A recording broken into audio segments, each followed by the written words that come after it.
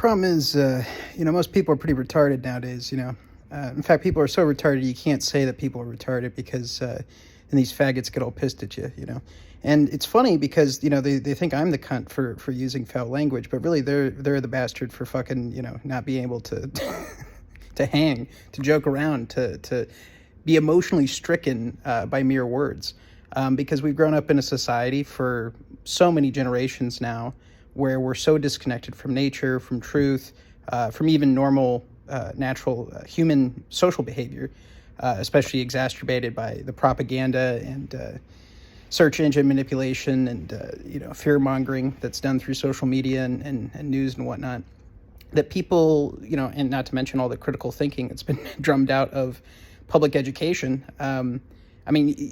Everybody that I hung out with, not anybody who's cool or fun or interesting, right? But anybody that I've hung out with at some point had this very, it was just became very clear that, I'm not willing to go there because that's taboo.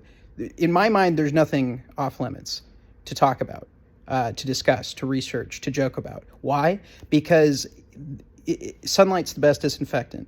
And if I cannot discuss it, if I cannot research it, if I cannot provide evidence when my government is doing something corrupt or evil or criminal to its own citizens, if I cannot criticize the government, if I cannot freely debate and converse with people and provide arguments and have them be heard, and of course listen to other people's arguments and in congruence have some kind of conversation to collectively arrive at the truth. If we can't make jokes on stage, if we can't mock the authority and power, then we are, by every historical definition, living in a tyranny, living in a dictatorship, living in a, it doesn't matter if it's fascist or communist, it's all the same bullshit where the state has absolute monopoly and power because they've gotten in bed with the corporations. Because everybody wants to divide over, it's the corporations that are the fault, or it's the government, or, They pick these tribal camps instead of realizing it's like, no, these are criminal bastards, criminal mafia organizations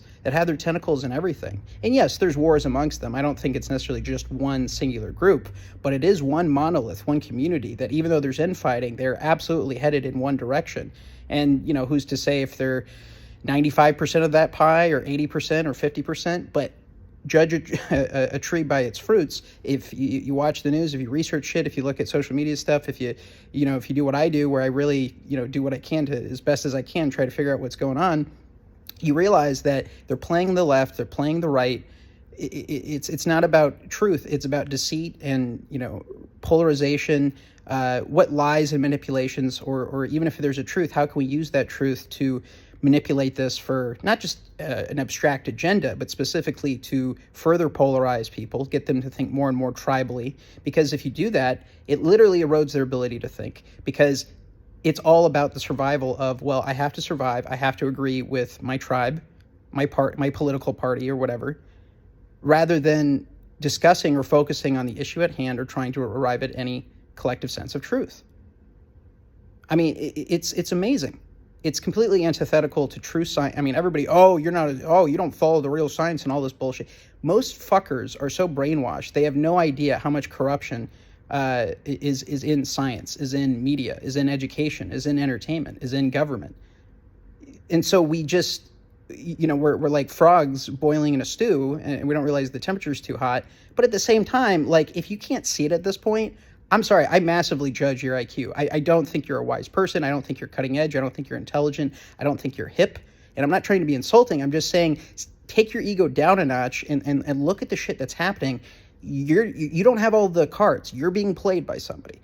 And in that moment, you can go, use your ego. That's offensive. That bruises my pride. Or you can forget that for a second and realize we're in the middle of something so much bigger than who is right or who is wrong, even though what's right absolutely matters. We're in the middle of something that is absolutely apocalyptic in terms of its attack on the individual, the family, the ability to thrive, the ability to even own property, the ability to even,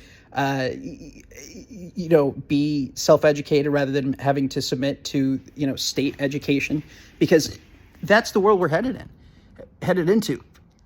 It's completely insane that people pretend that this has anything to do with science or truth or what's best for people or good intentions.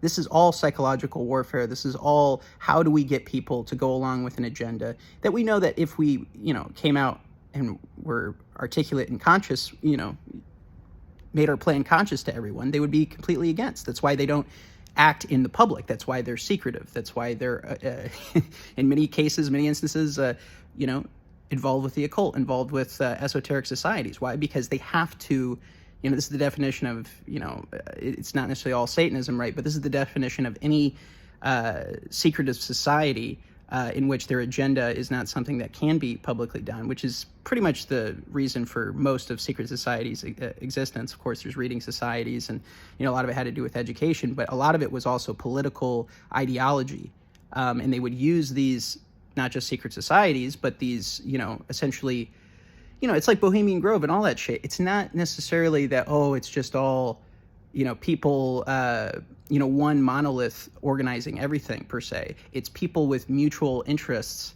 that out of greed and psychopathy can go, hey, if we do this and this and this, we can make billions of dollars. And yes, it might be at the cost of human lives. And yes, it might be at the cost of human freedoms. And yes, we might be selling out our country in the process, but they don't care because it's about the bottom line. So I've said this before, I've said this again. As much as I believe that there's evil conspiracies afoot, as much as I believe that there's spiritual evil and spiritual warfare that we're fighting with all this, at the same time, a lot of it is motivated and powered by simple greed and simple psychopathy.